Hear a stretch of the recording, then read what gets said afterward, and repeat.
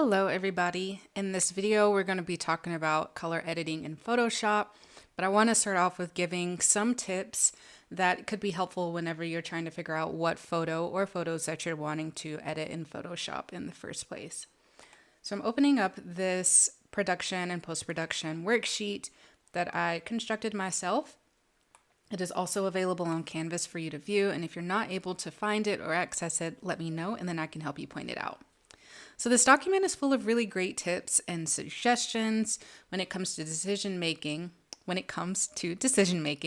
but I'm only going to focus on the highlighted portions of this document that'll really give us kind of the intro before I actually go through editing a photo, color editing a photo in Photoshop with you all. So some things to consider whenever you're trying to figure out what you want to edit. First is thinking about what makes an image a great base to begin editing in the first place. Some things that I like to consider as being a great base is that the lighting looks pretty okay, or at least is able to be easily fixed, especially if it's something that's a little bit underexposed or a little bit overexposed. The composition's great. There's no unintentional camera shake, no blurriness if that's not an aesthetic choice, and there's no fuzziness or grain or noise. So those are things that could be a great base to edit with, though as I always say, there's room for play and your taste could be your taste, but it's something to think about, especially before you go into all of the editing that you have to do. So with post-production, or before you get to post-production, which I like to think of that being your editing and later on your printing if you are printing out an image, which we will be printing out an image in this class, or images, is to think about maybe your thought process behind selecting images. So on one hand, maybe it's an image that you really enjoy. You don't really have to do too much editing to it, but you can do some tweaking. That could be a great base. And then on the other side, it could be something like it's like one or two things or a few things that are a little bit off, but you don't mind taking the time to correct them. In post-production, those are things that you can also keep in mind whenever you are making decisions on what to edit and what not to edit. Scrolling on a little bit down. From here, once you go through all of that decision making, and again, it's more in depth at the first part of the sheet, so definitely give it a read. But on down here, before you go into editing, or at the point when you have the images that you want to edit, you know exactly what you want to do, it's important to think about how you want the images to feel. Do you want it to be extremely vivid in color, or do you like a little bit of a desaturation effect? Do you want it to be warm, cool, neutral? Do you want it to be monochromatic, which is where it's just all one color in different hue, saturation, and luminances? Or do you want it to be kind of faded out? There's just a whole range of things that you could want it to be, how you want it to feel. But once you figure out how you want the image to feel, as an example, if I say I want this image to feel very exciting and happy and joyful, then maybe I would consider editing my images in a way that are vivid in color, or they are kind of bright as far as lighting goes. That could even factor in the images being more on the warm side, so it feels inviting and exciting. And that's what I mean by decision making and figuring out how you want the images to feel. That can really help you once you get to the technical aspect of editing. And then also consider the most important elements of your photograph that you want to enhance. So if you're taking a photo of one person in a crowd of people, maybe you focus on making sure to make that person stand out. That could even be maybe amping the colors of their clothes alone, or photographing in a way where they are the main one that's in focus, and then you edit in a way where maybe there's a shift in terms of color. Maybe the background is a little bit different tonally than the person themselves. Again, this is just an example, but it is something to consider and think about.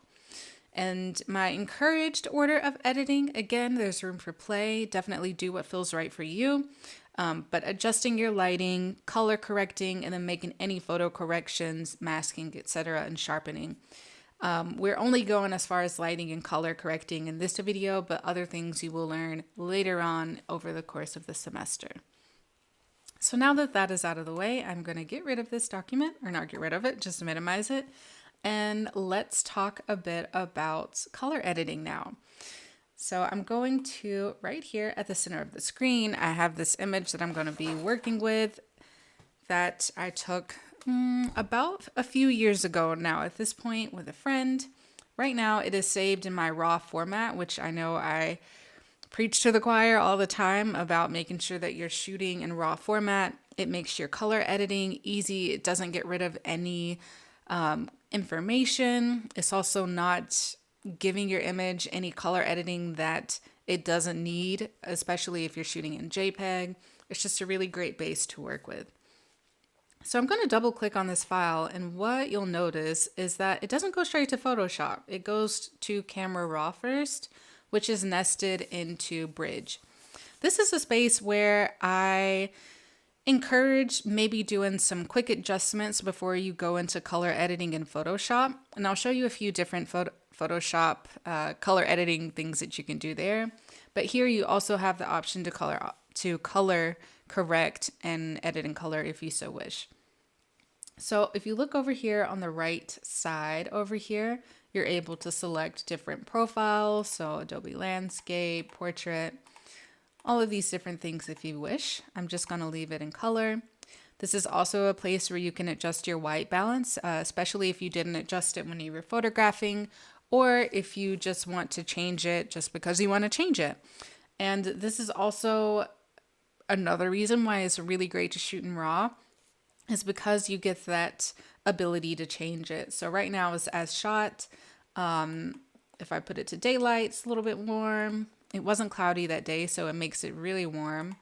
And then there's also auto, and then other things that are for different lighting scenarios. So tungsten and fluorescent being more sort indoor lighting, but I'm gonna leave mine as shot just because I want to leave it at that base. So as I mentioned before, this is a really great place to do some quick adjustments. So for me, I am going to adjust my lighting a bit here. So exposure, I'm going to leave it alone for now. Highlights, I'm going to bring those down just a tad.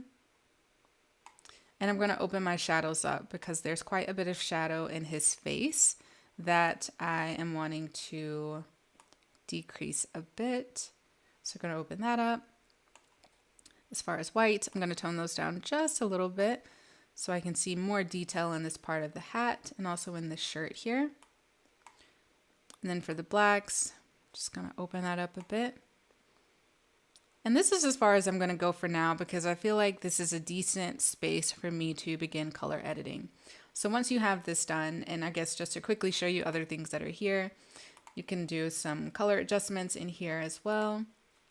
If you click on Color Mixer, this is another place where you're able to change color.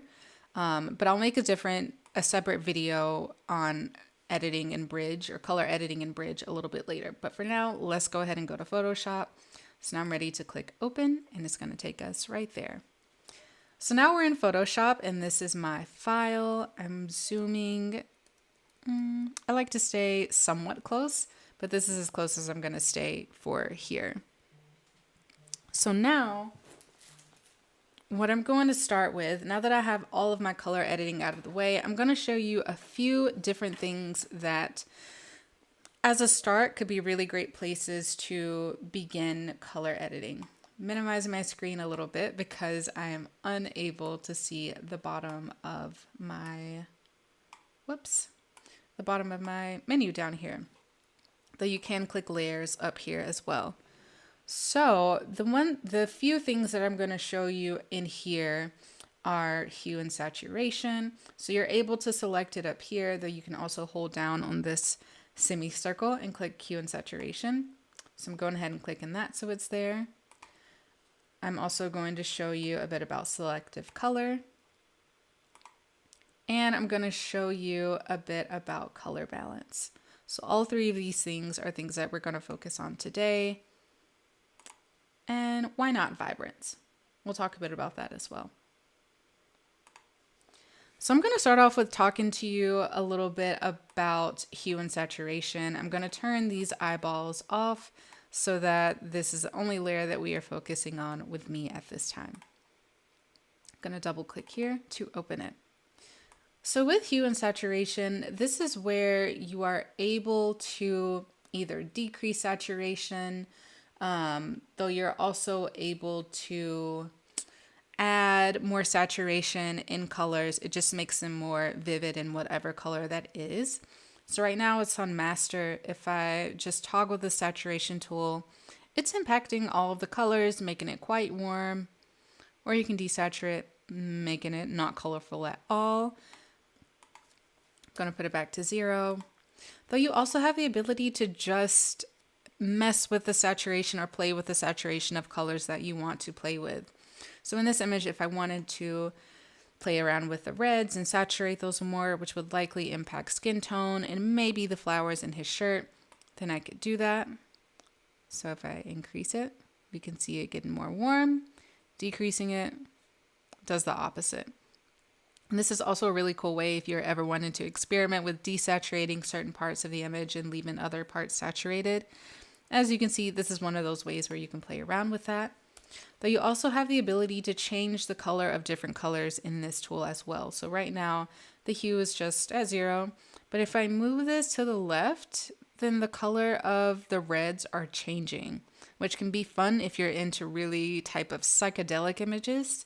And then if I go the opposite way, it's changing, and now my friend is green like the Hulk. So these are things that you can play around with as well. If I go into the yellows, sometimes you'll find if you're doing anything that's in nature, sometimes the greens are most impacted by the yellow color sliders, or depending on like what you're in, the yellows might impact that more. So in the scenario, obviously this is green, but the undertones of it might be yellow, so that is what is impacting that color. You can do it that way, and now he's standing out because I desaturated it.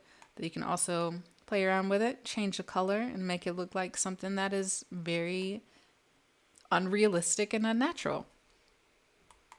And that's essentially how you use hue and saturation. One more thing that I'll show, and I'm going to change the color for kicks and giggles, is that you can click this colorize tool and it'll allow you to edit the image in a way that's more monochromatic. So if I click colorize, now it's all in one tone, or not an all in one tone. It's monochromatic, one color, different tones. You're able to play around with that.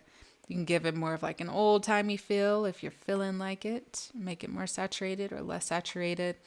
I'm changing the color up here, and then the saturation is making the color either look more vibrant or making it look a little less vibrant or a lot less vibrant. So these are things that you can play around with. Lightness is, as you can tell, if I go all the way to the right, it's making it much darker. Going all the way to the, going all the way to the left is making it much darker. And then going to the right is making it a lot lighter. And this right here looks kind of fun. It kind of has a neat feel to it. Kind of like that. But we're going to keep going on. This is hue and saturation. If you have questions, definitely email me, ask me anything, and I'm happy to further clarify or even show you other cool things that you can do with it. So now I'm going to turn off this eyeball. Now we're back to normal. And I'm going to kind of skip around a little bit, or let's move this down so that we're in order. And let's look at vibrance. So vibrance is similar to saturation. However, the vibrance really impacts cool colors the most. So if you're looking at a color wheel, the colors that are more like in the greens, the blues, the purples, those cooler colors, that is what it's going to affect the most up until a certain point. So right here I have this vibrance tool. If I keep amping it up, you'll see mostly the cool colors are being impacted. His skin isn't changing, nothing of the warm tones are changing. But once I get closer to 100, it changes ever so slightly, but still mainly impacting what's in the background. And just to show the difference, I should probably turn on vibrance to begin with, right? So I'm going to do this part again. Sorry about that. Moving it slowly, it's again mainly impacting the cool colors. and then I keep going.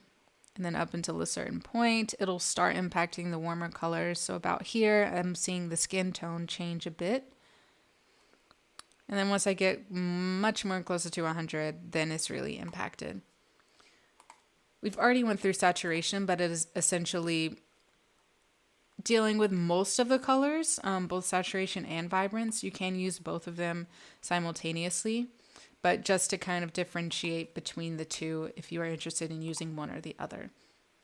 So vibrance was much quicker to go through. I'm going to toggle this eyeball off.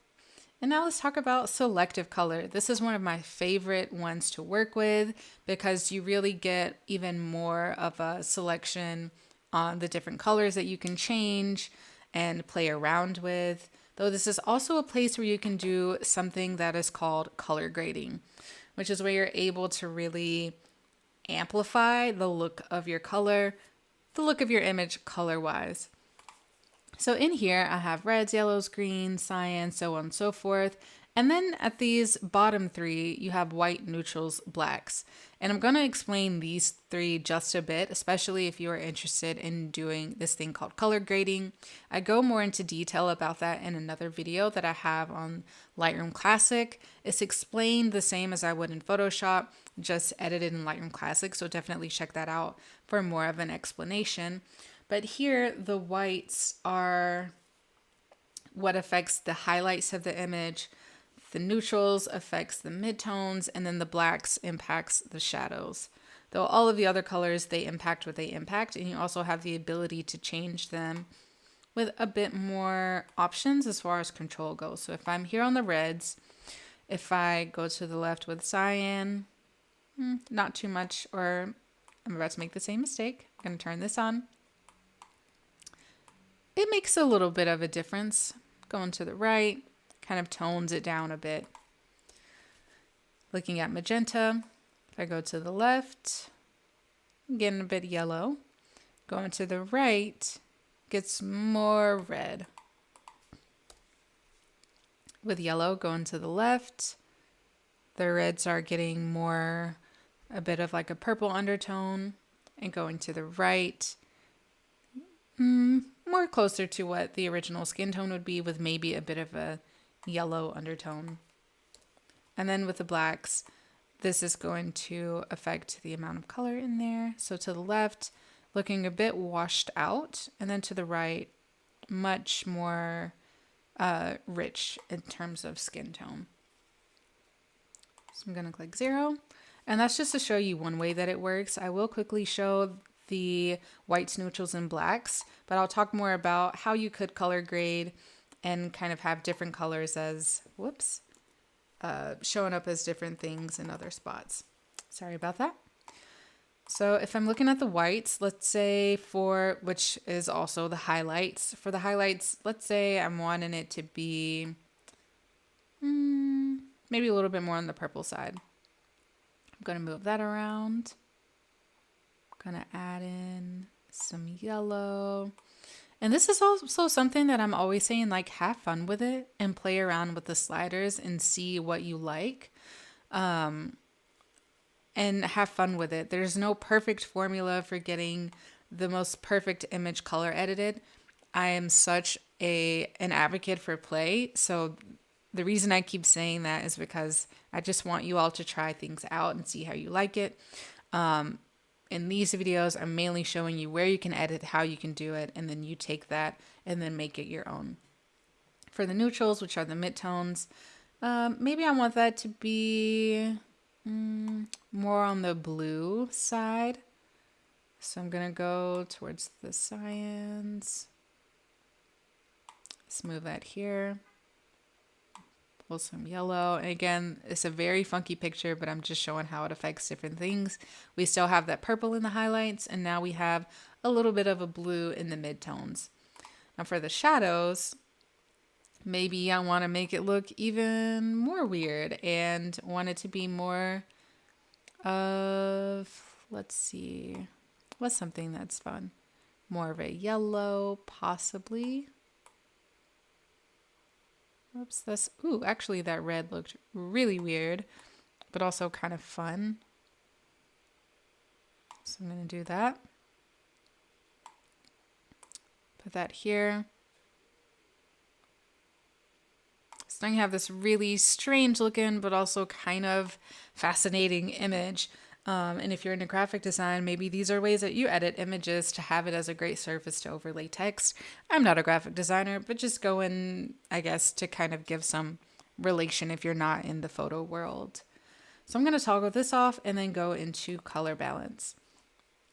So color balance, basically in the way that I explained a little bit, you're able to change the color of the shadows, midtones, and highlights. You can do that in selective color. You can also do it here in color balance as well.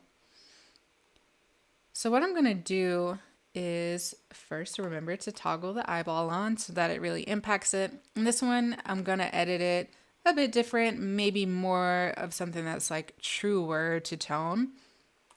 So I'm going to play around with the reds first. I mean, not with the reds, the midtones to get a good base there. Just doing a little bit of red, a little bit of magenta, and a hint of yellow. Onto the highlights. I would like for my highlights to feel more on the warmer side, so I'm going to lean into that. Whoops.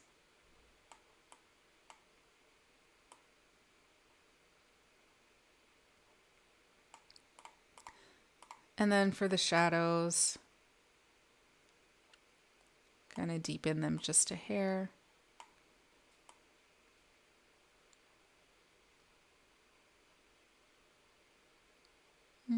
Like so. And that's how you can color balance, but you also have the option to kind of mix and match different editing software. So for this image, I'm not exactly tied to it. It's okay, but it could be a lot better. So what I'm going to do is just add another layer. And the layer that I'm going to add is selective color so that I can change a bit of how some of these colors look. So the reds, I want it to be more close to how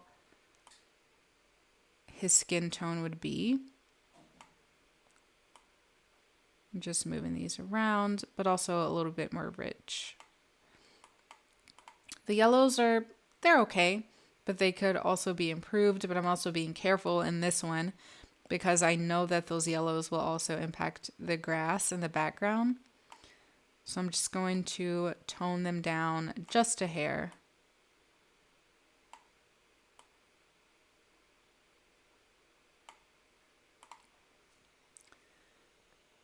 For the greens, it's not going to change too much, but just enough.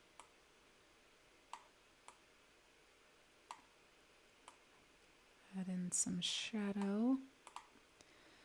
Magenta's gonna pull that out just a bit.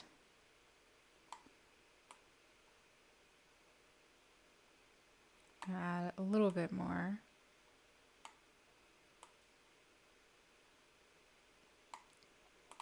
Okay, and then the blues, which is mostly changing the jean color down here. I'm pretty sure the cyans will mostly impact the sky a bit more. So we'll go to that one next.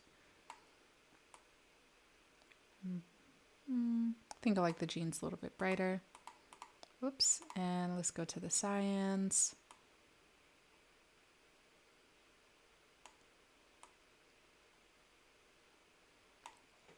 I like what it's doing to the glasses.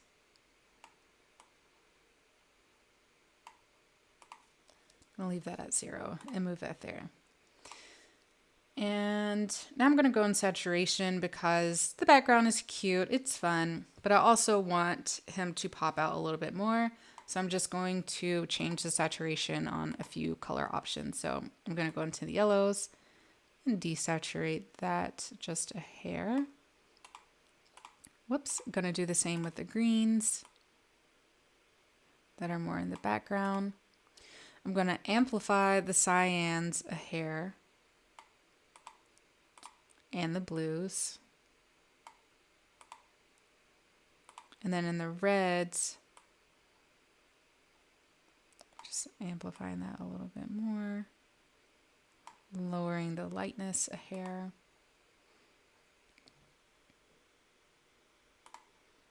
And also the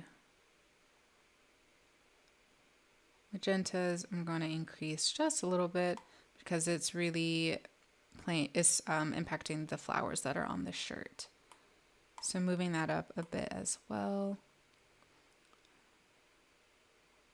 I'm going to bring up the lightness on them. So this is how I'm going to stop with this photo or this particular edit if this is something that you are wanting to do.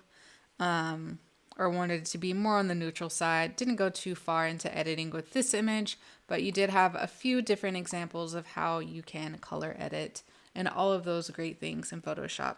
So just to kind of really quickly show you the different edits that we went through, I guess for funsies. So I know these top 3 are for what I just did. For hue and saturation, made it kind of fun. It's kind of quirky. It looks very,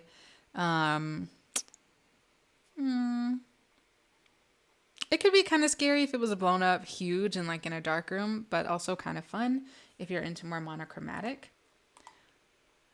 Vibrance, we only looked at how it impacts the cooler colors. Not much because didn't do too much in that one. Selective color, again, more of a fun one. Color balance, more on the neutral side that I also paired with some selective color and some hue and saturation. All right, great. So this is your quick, I guess, overview on color editing in Photoshop, your different options that you could use as far as color editing in Photoshop with a little pre-introduction to color editing or editing loosely in Bridge. And so I'm going to end the video here. As always, if you have any questions whatsoever, please let me know. I'm happy to help. And I'm also happy to help work with you on your own device with whatever image or images that you are needing help with. Have fun with it and don't be shy to ask for any questions. I'll see you in the next video.